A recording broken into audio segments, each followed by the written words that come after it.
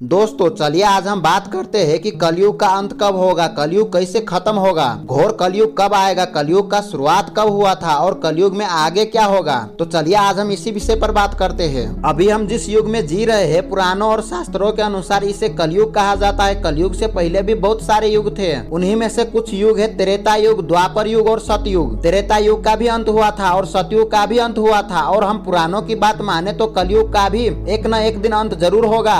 बाकी युगों की कहानी तो हम किताबों और पुराणों में पढ़ते हैं जो कि अब खत्म हो चुके हैं, लेकिन क्या आपने कभी सोचा है कि जिस युग में हम रह रहे हैं वो भी एक न एक दिन खत्म जरूर होगा। लेकिन अब हमारे सामने प्रश्न ये उठता है कि आखिर कैसे कलयुग का अंत होगा। कलयुग का अंत होने से पहले हमें बहुत से संकेत मिलने लगेंगे, ऐसा हमें पुराणों और शास्त्रों में बताया गया है। यदि हम पुराणों की बात माने तो कलयुग का अंत में इस दुनिया में पाप अपना सीमा पार कर चुका होगा। लोग एक दूसरे पर अत्याचार करेंगे, सभी देश एक दूसरे से लड़ रहे होंगे, एक दूसरे की जमीनों पर कब्जा किया जाएगा, इंसानों के साथ साथ जानवरों पर भी अत्याचार किया जाएगा, वातावरण पूरी तरह से प्रदूषित हो जाएगा, धरती रहने लायक नहीं रहेगी, जल पीने लायक नहीं रहेगा, खाने की कोई भोजन नहीं रहेगा। ऐसे में मनुष्य एक दूसरे का खून पीना शुरू कर चुके होंगे, कोई किसी का सगा नहीं होगा, बाप बेटे को और बेटा बाप को मारेगा, स्त्रियों की कोई इज्जत नहीं रहेगा, सभी लोग पैसे के पीछे भागेंगे, दुनिया में हाहाकार मच जाएगा। ऐसा माना जाता है कि जब कलयुग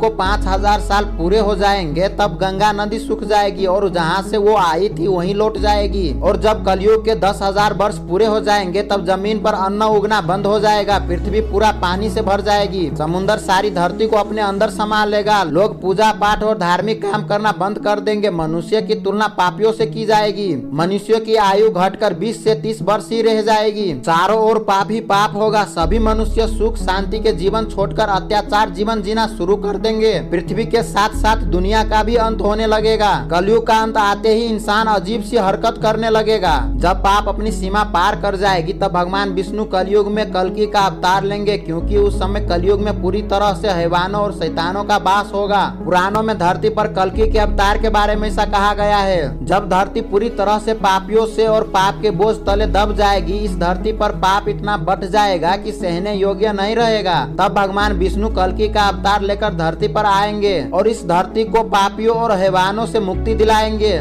जब कलयुग पूरी तरह से समाप्त हो जाएगा तब सृष्टि अपने जीवन की शुरुआत फिर से करेगी, प्रकृति फिर से अपना रूप दिखाएगी और धीरे धीरे इस धरती पर फैलते जाएगी। इंसान भी दोबारा जन्म लेंगे और एक नए युग की शुरुआत होगी। इस नए युग में न कोई पापी होगा और न कोई हैवान होगा, सभी इंसान मिलकर साथ में रहेंगे और शांति से अपना जीवन जिएंगे, भगवान का स्मरण करेंगे और एक दूसरे की भलाई के बारे में ही सोचेंगे। कुछ लोग ऐसे भी है जो इन बातों पर विश्वास नहीं करते। कुछ लोगों का मानना है कि कलयुग जैसी कोई बात नहीं होती है, इंसान चाहे तो अपने जीवन को सुधार कर कलयुग को ही सतयुग बना सकता है, लेकिन आज के समय में ऐसा संभव होते हुए नहीं दिख रहा है। आज के समय में मनुष्य एक दूसरे की जान के प्यासे हो चुके हैं, एक दूसरे की भलाई के बारे में कोई नहीं सोचता। यदि मनुष्य अपनी इन आदतों को बदल ले और एक दूसरे की भला चाहते हुए जीवन जीना शुरू कर दे तो हमें कलयुग के अंत की कोई जरूरत ही नहीं पड़ेगी, हम कलयुग में ही सतयुग की तरह जी पाएंगे। तो दोस्तों इसके बारे में आपका क्या विचार है हमें कमेंट करके जरूर बताइए और साथ ही हमारे चैनल को सब्सक्राइब जरूर करें। अब मिलते हैं अगले वीडियो में कुछ अलग सी जानकारी लेकर।